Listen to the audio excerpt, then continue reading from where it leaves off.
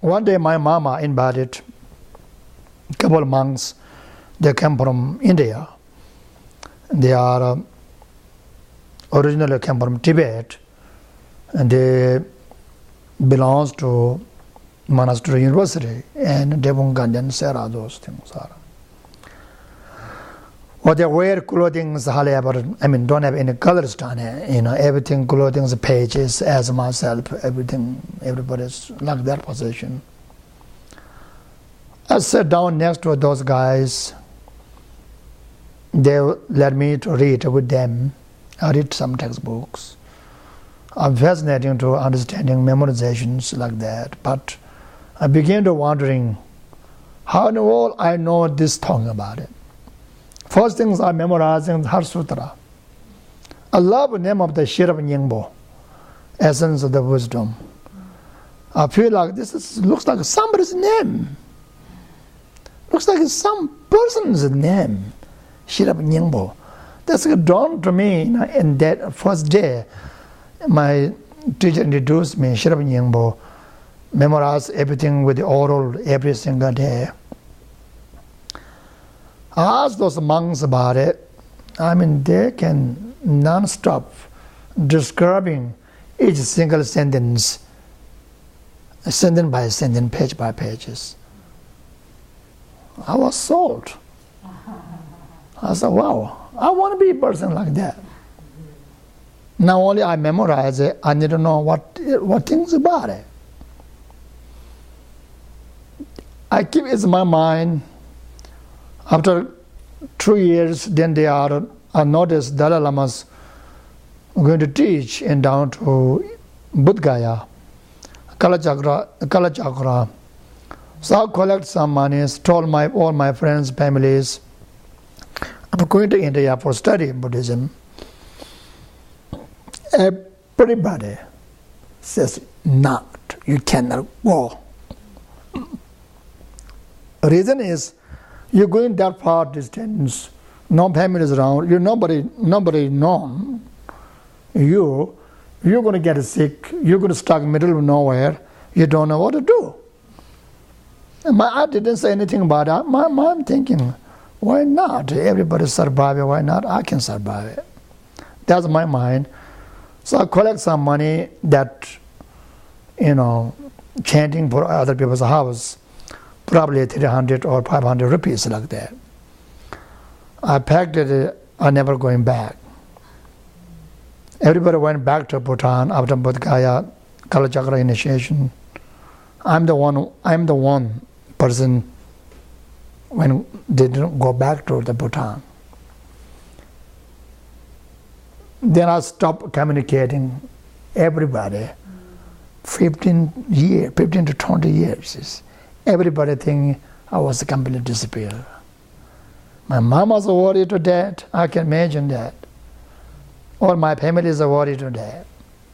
One day I wrote a letter to them. Guess where I am? I'm in a Devon monastery. I study. This is my grade.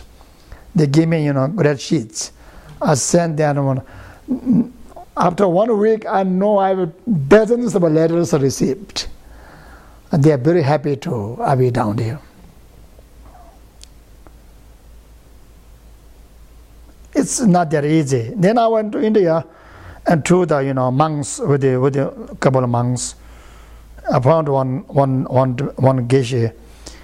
He used to come to Bhutan. He told me how he can support me. I went to in South India. This transportation, we are riding in a small vehicle back, cow wagon near the monastery. After riding a lot of trains, they drop up as distance from I can see monastery.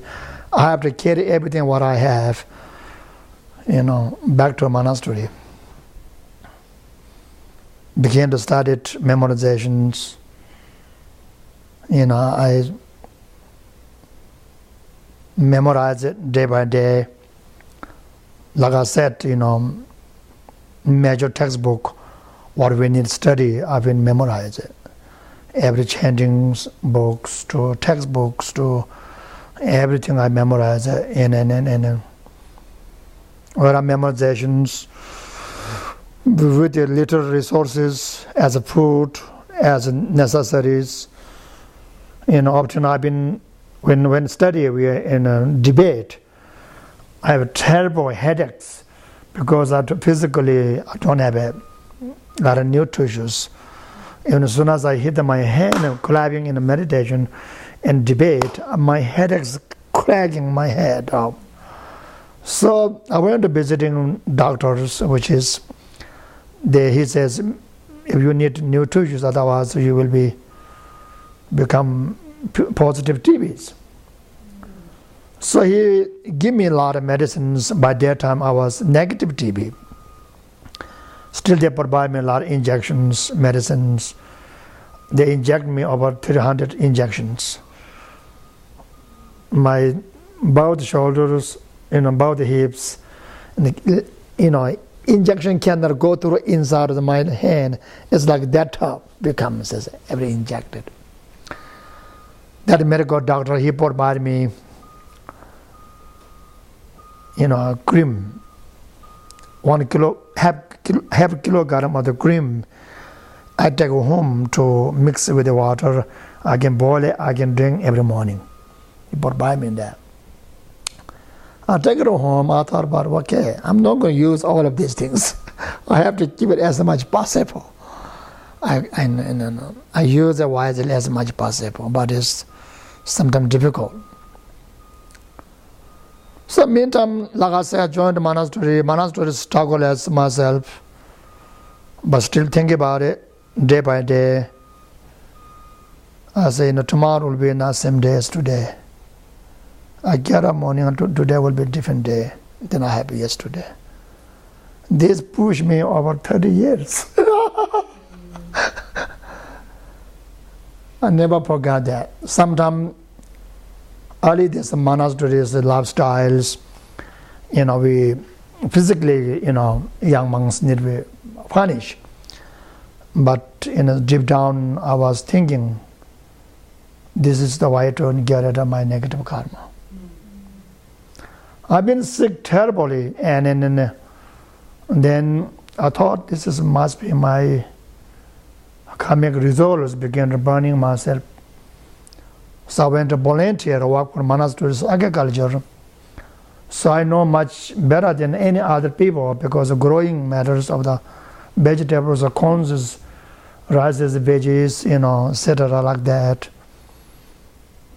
Survivingly, I learned that kind of things how to grow, but organically and not using a lot of chemicals in it.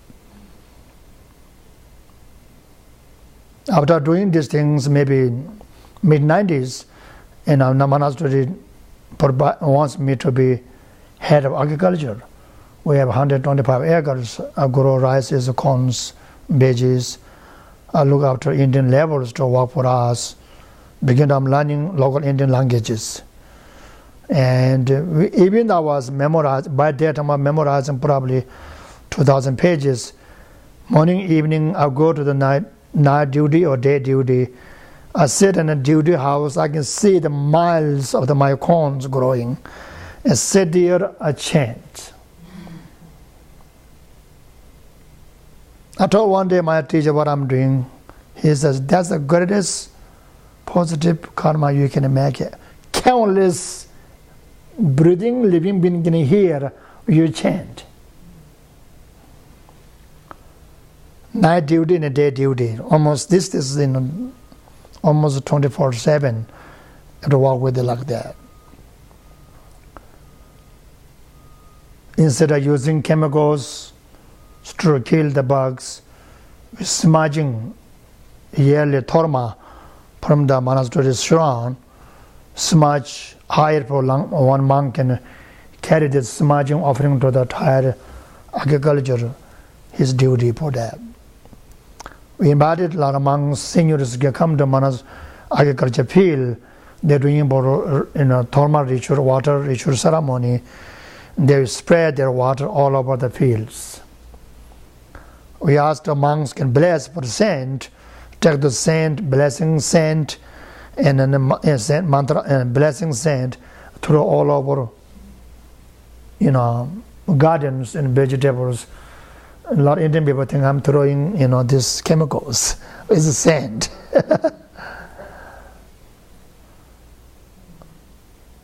This is day by day, and I was 3 years was the best produce.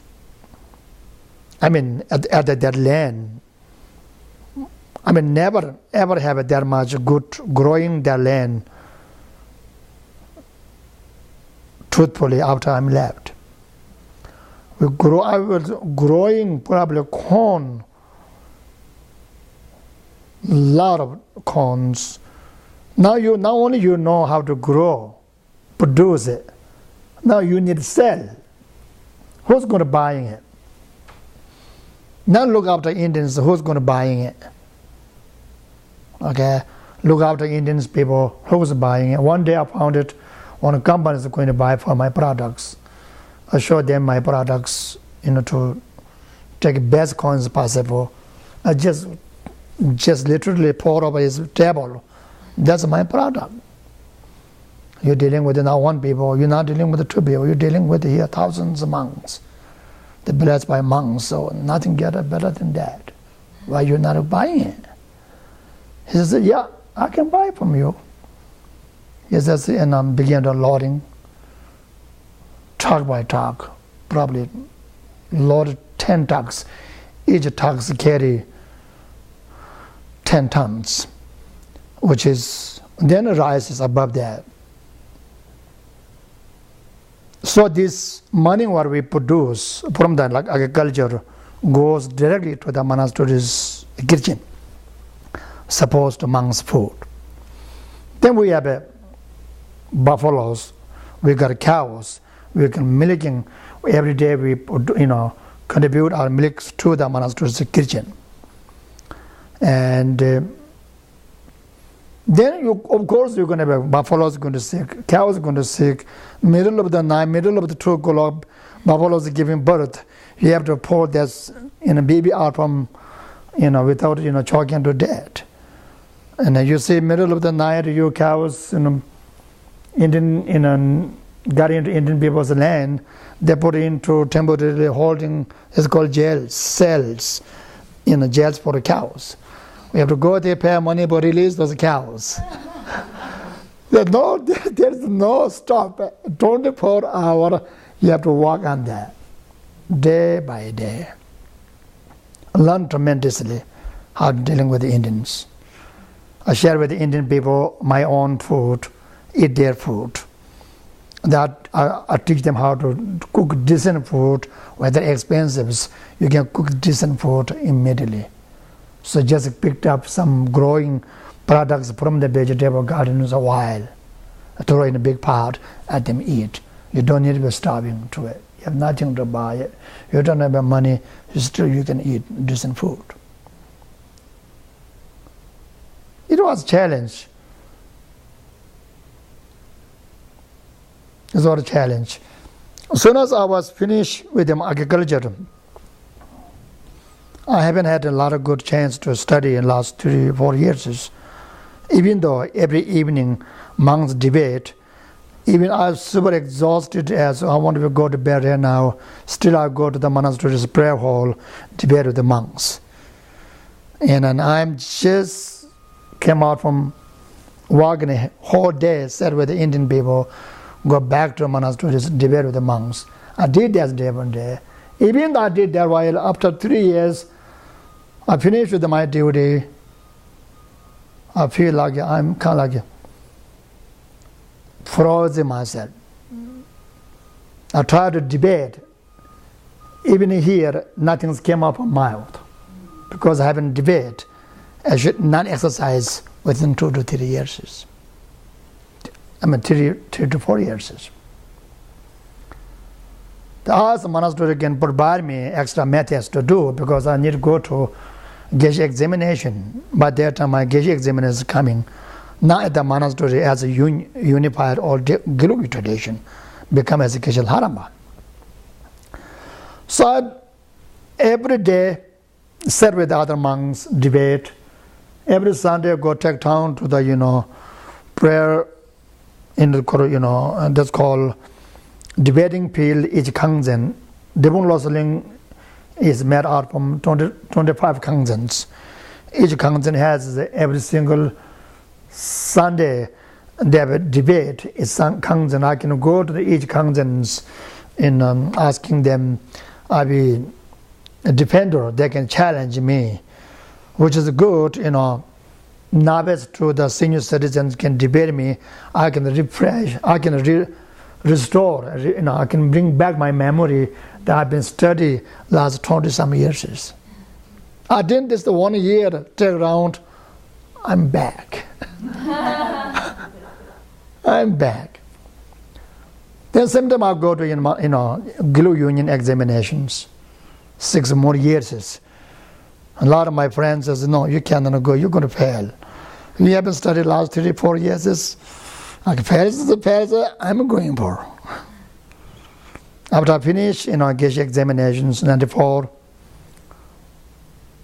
I joined the Tantric Monastery University in northern India called Bomdila, Tenzin Monastery University. I joined them, study. Gyudyu Tantric Monastery was founded by Jason Pyunka. He is one of the disciples of the Jesongaba Losang Dagba. As a Giluk tradition, every Tantric ritual tradition need to be go back to true thing, true monastery, Gyudyu or a human tradition. You cannot create something overnight. When we did mandala, St. Mandala at the University of Arkansas, Fayetteville, Arkansas, His Holiness came to visiting see our St. Mandala. He asked the monks, tell me whose tradition, Gyudyu or Gyume? That's how Tibetan Giluk tradition is required to be authenticness possible. So it's very fortunate to join the Gyudyu monastery, study Goya Samoja and other tantras like Chakra Sambara, Yamentaga. But Goya Samoja is the more we study as the textbook they call Gyushung, or you can say call Soundyu Tsagyu, Sawandiba Tsagyu. So around the 2000s, I did last things, newly designed Geshe Ngagaramba and examination. I did that examination, which is I did discipline for monasteries. I think 3 to 4 years at the monastery. Meantime, I'm going back and forth to the United States to India, back and forth. Then 90s, late 90s, I pretty much finished everything. I mean, particularly mid and early 2000s, completely done. Everything was shut down in India. Come back to the United States. In early late 90s, I began to study English and Mobile, Alabama, with Jesuit fathers known as Spring Hill College, Mobile, Alabama. They give me a scholarship for learning English 1 semester. After studying English 1 semester with the 5 major subjects, writing, reading, grammar, grammar, vocabulary, and idioms. And so it's still my background as learn as philosophy, think as philosophy. Sometimes the philosophy got me trouble into the system of the United States Western culture system is, how they design. Often I ask the teachers, why are at examinations I have 2 books, and often I left off S, and teachers say, why I'm giving here a C instead of S? You miss S. We don't need S, we already said it too. It says two books. You don't need to say S required because you already said two. Why need to be S? So those things are, still seen as a grammar, and that's thing as logical as possible. I mean, that's how I train to do it. I'm studying English. After I finish one semester with the teachers, teacher asked me, are you interested? What are you going to do? I said, I'm going to study more English. Would you like to continue or come back? I would love to. I'll come back and begin to get bored. I already have been studying 5 major subjects. And then my head of theology, they told me, if you're interested in taking any kind of theology classes, we'll be very happy to you be in it. So anyway, I studied with this Springfield College Jesuit 2 years for English. And then after that, I taught them Buddhist philosophy 1 year. And then I'm done with them. I went back to teach with them since I come back, corresponding class with the internet. Buddhist introduction, Buddhism philosophy. Let me stop here, okay?